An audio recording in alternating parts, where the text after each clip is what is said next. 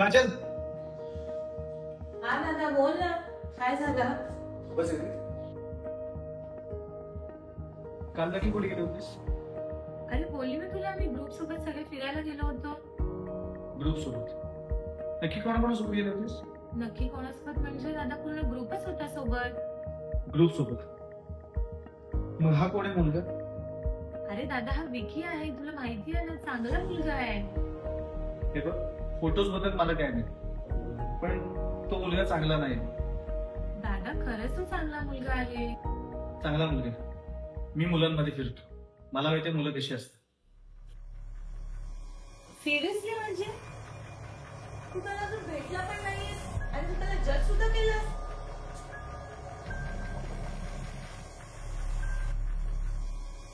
दादा सगळी मुलं सारखी नसतात. हे बघ, 2 दिवसात तुला त्याचे रंग कळतील. मला नाही वाटत असं. आणि सोड ना ते सगळं दादा, आज तरी नको भांडूस यार. आज रक्षाबंधन आहे. चल छानपैकी तुला ओवाळून देते.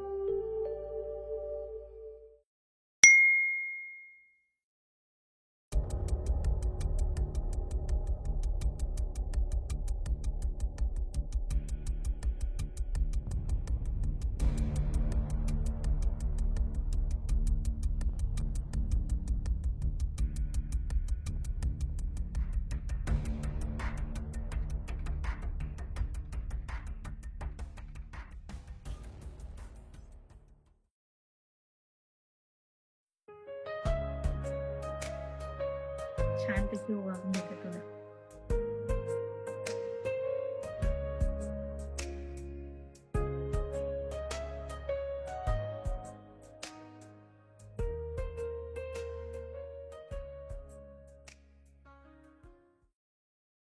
आणि माझी ओवाळणी. एक मिनिट. हॅलो. हॅलो. हा विकी बोल. काय? सॉरी. कशाबद्दल?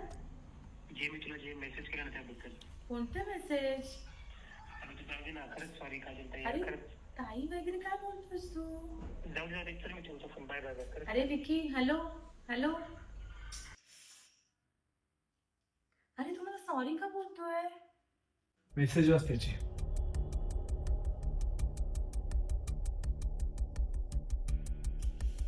कसला विचित्र आहे हा. आणि हे मेसेजेस हे कोणी केलंय? मीच केले. मी काजलचा भाऊ बोलतोय. काजलला पण हा मेसेज केलास ना तर घरात घुसून मारेन. याद राख, गाठ माझ्याशी आहे.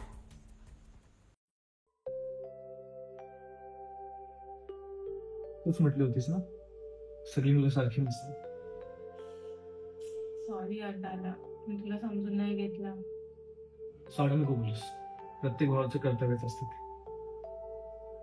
थँक्यू सो मच यार दादा. यापुढे मी असताना तुझ्याकडे कोणी वाकड्या नजरेने बघणार सुद्धा नाही. अगं रक्षाबंधनचं खरं हेच महत्व आहे. आणि मी असंच तुझं कायम रक्षण करतो.